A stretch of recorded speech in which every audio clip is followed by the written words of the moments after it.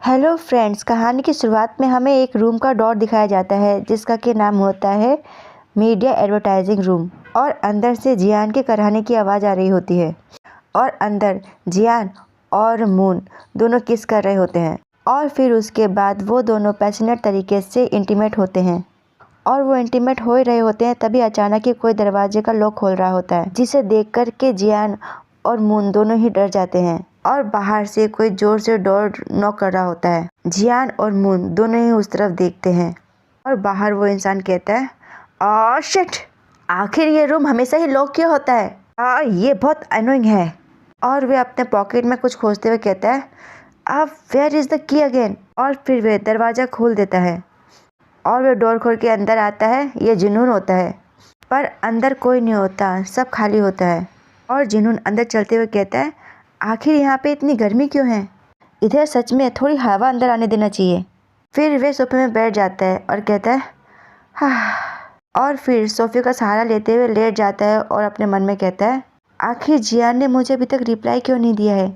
Call किए हुए काफ़ी समय हो गया है। यही कारण है जिसकी वजह से मैं सोच रहा था कि आज मैं क्लास अटेंड करूं या नहीं। मुझे ऐसा करना चाहिए था, भले ही मैं उस लूजर को देखना नहीं चाहता। और फिर मोबाइल में टैप टैप करते हुए कहता है, अपने सर पे हाथ फेरते हुए, आई होप वो दोनों फिर से ना मिले हो। अगर उन्होंने ऐसा किया तो सच में मुझे नहीं पता कि मैं क्या करूँगा इस समय। और जियान की पिक देख के कहता है, धत जियान।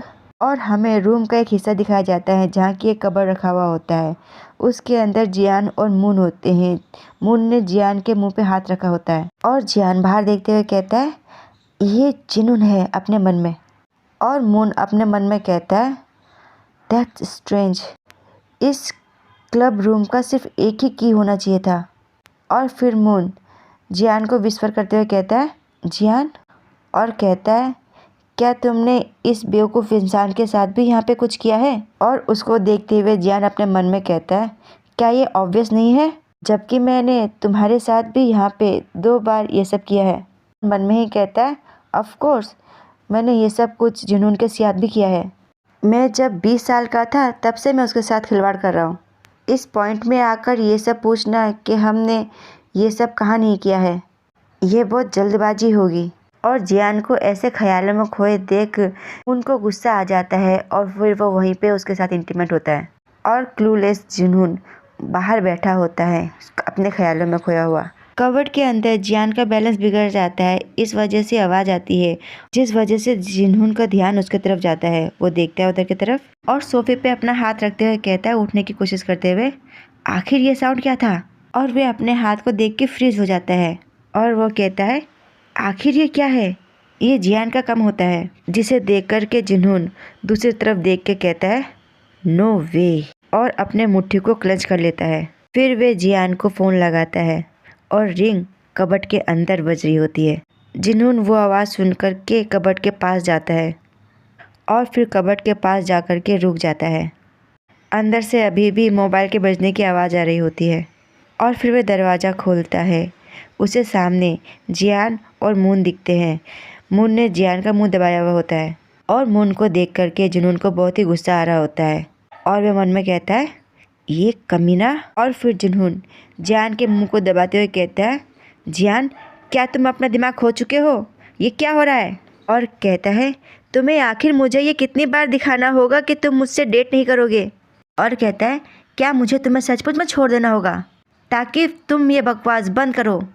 अगर तुम्हें सचमुच बाद में पछतावा होगा और तुम घर बैठे बस रोते रहोगे तो ऐसा मत करो, अब बस रुक जाओ। और उसे खींचते हुए कहता है, चलो अब। तभी ही मून उसे अपनी तरफ खींच लेता है और कहता है, ये नहीं जाएगा। और वो मैं हूँ जिसने कि इसे कहा है इस चीज़ की प्रैक्टिस करने के लिए। और कहता है, मैंने तुम्हें पहले ही कह दिया है कि मैं गिव अप नहीं करूँगा। उसकी बात सुनकर के जुनून जोर से अपने हाथ को दीवार पे मारता है और अपने दांत को पीसते हुए कहता है, अभी यहाँ से चलो, नहीं तो मैं तुम दोनों को यहीं पे जान से मार दूँगा। और उसकी बात सुनकर के जियान कहता है, नहीं, तुम मेरे बॉयफ्रेंड नहीं हो, तो इस वजह से मेरे रास्ते में मत आओ। और अपनी नज़रों को फेरते हुए कहता है अपने मन में, अब वापस जाने का कोई रास्ता नहीं है। और कहता है अपने मन में, तुम भी संगू हियोन के तरह ही सेम हो जुनून। और उसकी बात सुनकर के जुनून कहता है जियान। और जुनून को ये सब करते देख मुन को हंसी आ जाती है और मुन को हंसता देख जुनून को गुस्सा। और फिर मुन कहता है हंसते हुए धीरे से जियान मेरा है। और फिर जुनून अपने कपड़े खोलते हुए कहता है तो तुम्हारे अंदर कुछ भी जाए तुम्हें कोई फ़र्क नहीं पड़ता है जियान। तुम अभी तक उस बात से सबक नहीं सीखे जो कि मैंने तुम्हें सिखाया था लास्ट टाइम।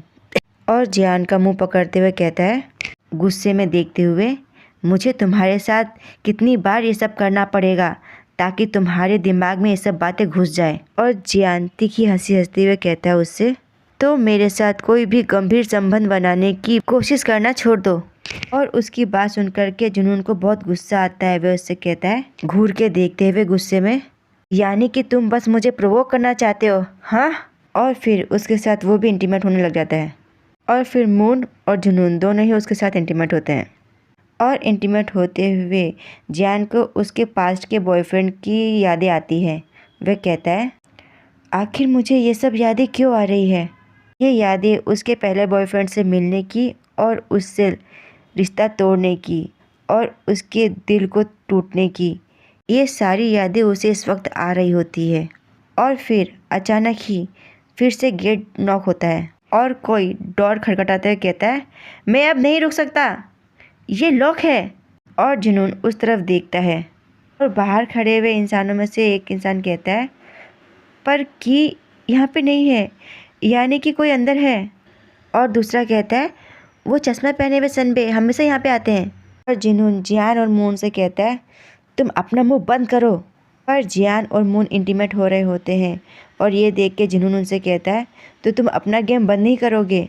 और वो भी उनके साथ इंटीमेट होने लगता है। और फिर हमें डोर के बाहर का सीन दिखाया जाता है। वहाँ पे दो लड़के होते हैं उनमें से एक कहता है क्या तुमने कुछ सुना मेरे ख्याल से कोई अंदर है। और दूसरा कहता है वे ज़रूर बाहर आ जाएंगे अगर हम उन्हें आवाज़ लगाए तो। पहला लड़का आवाज़ लगाते कहता है एक्सक्यूज़ मी प्लीज़ दरवाज़ा खोल दीजिए। ऐसा कहते हुए दरवाजे को ज़ोर ज़ोर से खटखटाता रहे हेलो डोर लॉक है प्लीज़ उसे खोल दीजिए। पर वो तीनों उनकी बात नहीं सुनते और वो लोग अपना काम कर रहे होते हैं। और फिर हमें बाहर का नज़ारा दिखाया जाता है जहाँ पे वो दोनों लड़के होते हैं और वो पैदल चलते हुए जा रहे होते हैं। अब उनके पास जाने के सिवा कोई और चारा नहीं होता। और इसी के साथ ये पाठ होता है समाप्त। धन्यवाद।